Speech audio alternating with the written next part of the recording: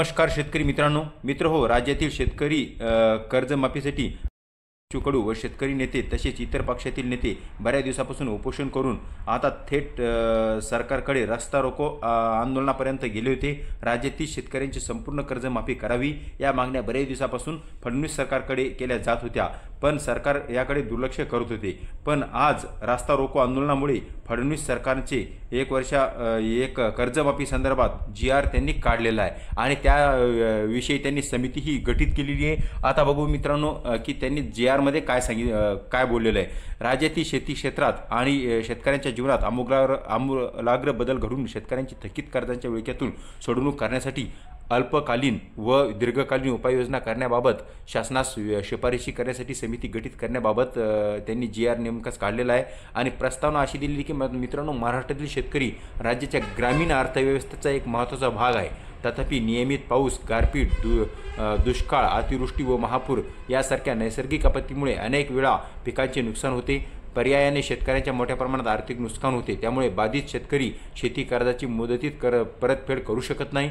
असे शेतकरी थकबाकीदार झाल्यामुळे त्यांना बँकाकडून नव्याने पीक कर्ज उपलब्ध होऊ शकत नाही। शेतकऱ्यावरील कर्जाचा बोजा कमी करण्यासाठी यापूर्वी शासनाने छत्रपती शिवाजी महाराज शेतकरी सन्मान योजना 2017, महात्मा ज्योतिराव फुले शेतकरी कर्जमुक्ती योजना 2019 व महात्मा ज्योतिराव फुले शेतकरी कर्जमुक्ती योजनेअंतर्गत प्रोत्साहनपर लाभ योजना 2019 जाहीर करून शेतकऱ्यांना वेळोवेळी भरीव मदत केली आहे। राज्यातील शेतकरी कर्जमाफीवरही वारंवार थकीत कर्जांच्या दुष्टचक्रांमध्ये अडकत असल्याचे दिसून येत आहे। त्यामुळे शेती क्षेत्रात आणि शेतकऱ्यांच्या जीवनात आमूलाग्र बदल घडून शेतकऱ्यांची थकीत कर्जाच्या विळख्यातून कायमस्वरूपी सोडवणूक करण्यासाठी अल्पकालीन व दीर्घकालीन उपाययोजना करण्याची आवश्यकता आहे। या दृष्टीने शासनात महत्त्व अभ्यासपूर्ण शिफारशी सादर करण्यासाठी श्री प्रवीण परदेशी माननीय मुख्यमंत्री यांचे प्रमुख आर्थिक सल्लागार तथा मुख्य कार्यकारी अधिकारी मित्र यांच्या अध्यक्षतेखाली उच्चाधिकार समिती गठीत करण्याची बाब शासनाच्या विचाराधीन होती। अभ्यासपूर्ण समिती शिफारस सादर करण्यासाठी प्रवीण परदेशी व मुख्यमंत्री यांचे प्रमुख सल्लागार तथा मुख्य कार्यकारी अधिकारी मित्र यांच्या अध्यक्षतेखालील उच्चाधिकार समिती गठीत करण्यात येत आहे।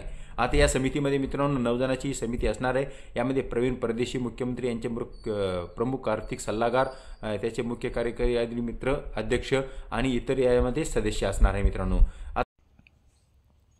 सदर शासन निर्णय महाराष्ट्र शासनाच्या www.maharashtra.government.in या संकेतस्थळावर उपलब्ध करण्यात आला असून त्याचा संकेतांश पुढे दिलेला आहे।